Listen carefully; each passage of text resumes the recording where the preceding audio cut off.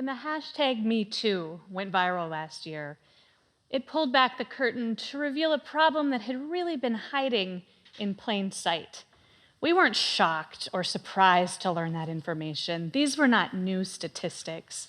What it really exposed was our lack of action, our inadequacy at responding.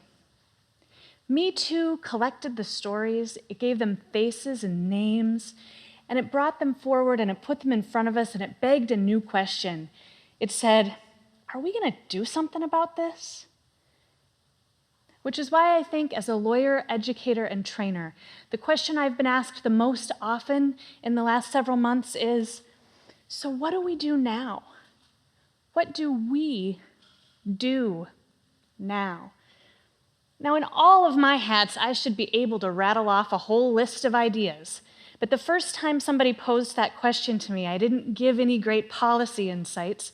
The first time somebody asked the question, I gave my gut reaction, the first thing that popped into my head, and I said, well, I think we need to keep talking about it. Then I kind of looked back on that answer and I thought, is that a little overly simplistic? Over the last several months, though, I've had a lot of conversations in a variety of contexts, formal and informal, with all kinds of people. And I'm sensing that people are really uncomfortable. I keep getting the same kinds of comments, hearing the same kinds of questions. People are saying things like, what about hugs? Are hugs okay? Should I open my office door? Is it bad to have closed-door meetings? I get nervous when I give a coworker a compliment. And everybody wants to talk about the spectrum, because it's a spectrum, right? Some conduct is worse than others. What this has led me to is the conclusion that Me Too has presented us an opportunity for a reckoning, but we seem really anxious to get to some kind of reconciliation. Is there some new set of rules we can apply here so we can just move on? I think we can get from reckoning to reconciliation, but not until we change this conversation. Luckily, as any good TED speaker should, I have come equipped with 5 steps to changing the conversation. So, step 1, we are going to stop training and start talking. Yes, I came to advocate that we stop doing sexual harassment training. And yes, I still feel like the lawyers and the HR people in the room are a little nervous about that. In order to get us all on the same page, I decided that we should do just a quick sexual harassment training in 30 seconds. In order to do that, I dusted off an old PowerPoint presentation that I gave probably 15 years ago about this topic, and here we go, sexual harassment training in 30 seconds. There are 2 types. It takes the law a lot of words to explain those 2 types, especially the second type. Even the courts aren't entirely sure what it is. They just know that bullying, that's not enough. But don't worry, this is just about what's illegal. Your employer can set a much higher bar. Cue an inappropriate, awkwardly acted video about a weird back rub in the copy room. A reminder that you should call HR if you have any questions. Don't forget, supervisors can be individually liable. Don't be creepy, and scene.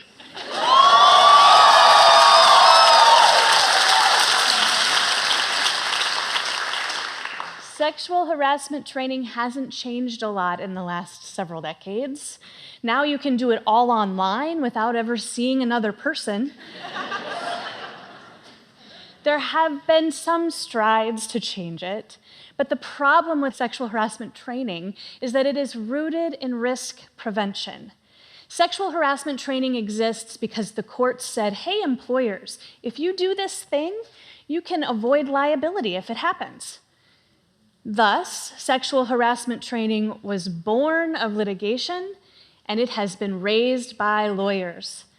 Now, hopefully, for the sake of my 3 children, being raised by lawyers is not the worst possible upbringing.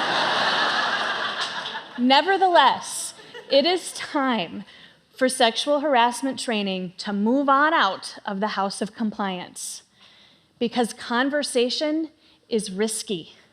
We will not get from reckoning to reconciliation unless we are willing to cross a path of risk. So step 2, we need to take some risks. Conversation is risky. One of the risks we need to take is we need to be willing to admit our past mistakes. We haven't always engaged exactly right in this conversation, and we've got to be willing to own that. In organizations, if leaders can step up and say, I used to think about this way, but now I think about it differently, that opens the door for other people to do the same. But talking about things we've gotten wrong is scary. So I'll go first. This is me. I am the curly-haired one in the back. The much younger, much cuter, much blonder girl is my little sister. And this is our horse. His name is Jim. I loved my Montana upbringing, and I loved that girl. She was strong and independent, but there were a lot of things that she did not know. And one of them is that if you had asked me then or for years afterwards if I was a feminist, I would have probably told you no, right? But then I listened, and I lived, and I learned, and my perspective shifted. I recognized that there was room at the equality table for all of us, even those of us who could drive a stick shift and saddle a horse and slap a pig. We are all on a journey, and we have to be willing to own our mistakes. The flip side of that, of course, is that we have to be open to other people's journeys too, to letting them make mistakes. If every time in this conversation we think someone's getting something wrong, our reaction is to gather our swarm of little blue birdies and come peck them to death on the internet, we're not going to invite people into the conversation. We're going to push them away.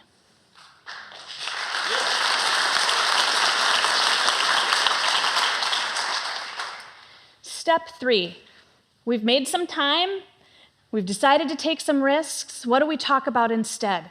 We need to be talking about power, permission, and interruption. When we think about the news stories that we've seen with examples of sexual harassment and sexual violence, the power is easy to spot. The people in the news are wealthy politicians, they're media moguls who have control and power not only of their own contexts, but of the law and culture that the rest of us consume. But you don't have to be a media mogul or a wealthy politician to have power. Power can exist in a community. It can be simply based on having information somebody doesn't have, control over someone's pay. It can be speaking a language.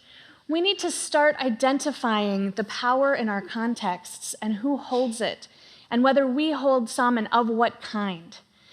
Because sexual violence thrives when bad intentions meet power, opportunity, and a low risk of accountability. We need to identify and talk about power. Instead, our conversations always seem to go to this place of romance gone wrong. It's an unhappy accident, a mistaken communication. I think there's something more sinister going on in almost all of the stories we hear. But even if sometimes the issue is miscommunication, then why aren't we talking about permission? We're not talking about permission in sex education with our kids, and we're not talking about it in training in our workplaces. And here in Stoic, Minnesota, I'm not sure we're talking about it with each other either. We need to talk about permission. When should we be asking for it? How do we ask for it? And how do we deny it?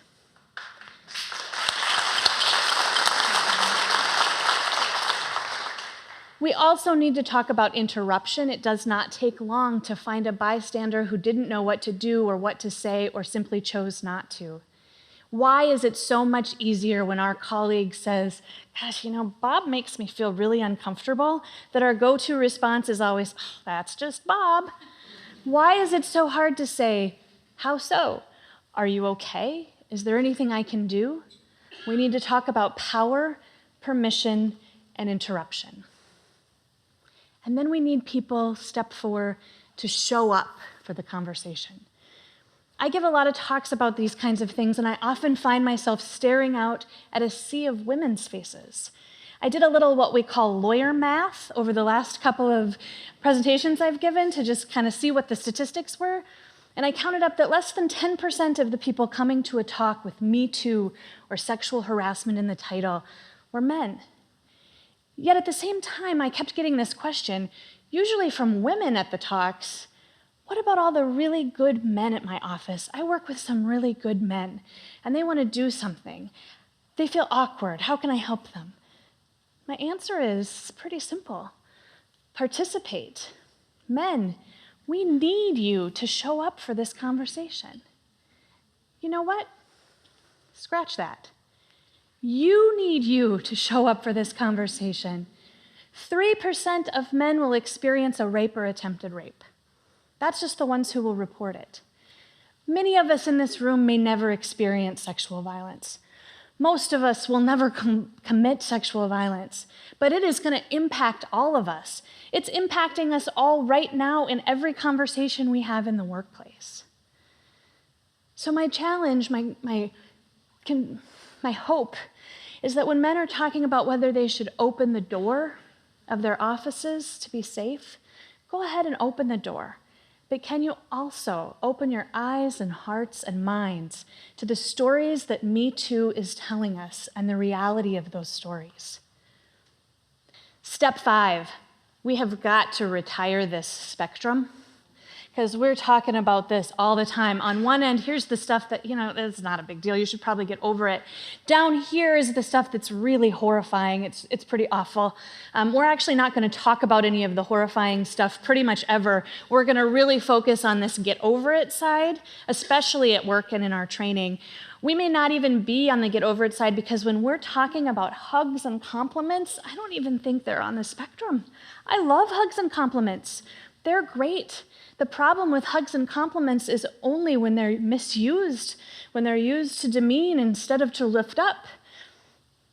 But we spend so much time on that end of the spectrum that we don't have time to dig into what's really going on, and we don't want to believe in the horrifying end anyway. We want to peel anything out of that and categorize it over here.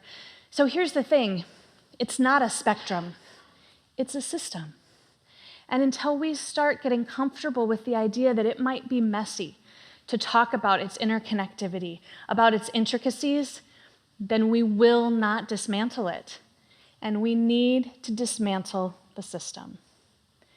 In education, we have a concept we talk about sometimes called the compelling why. The idea is that if we know why we're doing something, we'll be better at it, we'll learn it better, we'll understand it more. We need to change why we're having this conversation. We can't be having it to avoid getting sued. We've got to have a better reason. And as we've tried to come up with better reasons, we've come up with things like, well, it's better for the bottom line. There's a business case for it. If we really make the workplace safer and better, we'll have a better workforce, we'll produce more work. And that's a better reason, but I still don't think it's the reason. I want to tell you my reason for talking about sexual assault and harassment, my compelling why. I have a Me Too story to tell you. My Me Too story doesn't belong to me. This is Susie. I met Susie when I fell in love with her big brother, and we became family when I married him. By the time I joined the Hanson family, Susie had already been sexually assaulted. I never really talked to her about it very much. I didn't know a lot about what happened. What I did know will sound pretty familiar to you. She was sexually assaulted at work, at her part-time job, by someone with authority. There were people who could intervene and interrupt who didn't. Mostly everyone wanted her to get over it and move on. There was a lawsuit, and she couldn't really talk about it anyway, so we never really talked about it.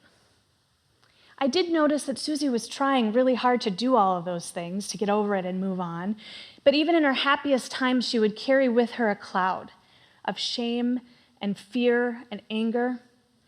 I would learn later that what was in that cloud were the symptoms of post-traumatic stress disorder. Susie and I would have one conversation that I recall so clearly about it. I knew she was in therapy. Finally, it was the summer of 2000, and I asked her, how's it going? And she said, it's going pretty well. She said, it's kind of hard though. And I said, why? And she said, my therapist wants me to tell the whole story of what happened to me. I've never told the whole story. I got kind of scared and nervous. I wasn't sure I wanted to hear the whole story. We don't want to hear the horrifying things. And I said, why not? And she said, I'm just so scared. I would never hear Susie's story. I would never talk to her about it. She would reveal more horrifying details to her therapist and to her parents, and then she would die by suicide. We would lose her to her post-traumatic stress disorder. We would never talk about it. Susie's death was a defining moment in my life, not just for my own grief, but also because it gave me the front row seat for the devastation of some of the people I loved the most in the world. What I learned as the years have passed is that that one act of violence, it spread the consequences over so many people. This is not just about perpetrators and victims of sexual violence. It is about all of us. The impacts were huge. There were even consequences for my children, and they weren't even born yet. It's been 18 years, and our lives are full of laughter and life and fun.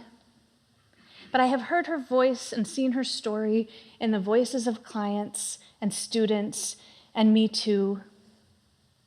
And I've often wondered why the cycle never changes. It's been kind of depressing that I see the same thing, the same circle of shame and silence again and again. And then last year, I got kind of optimistic. It seems sort of strange to think that Me Too might have made anyone optimistic. But it did.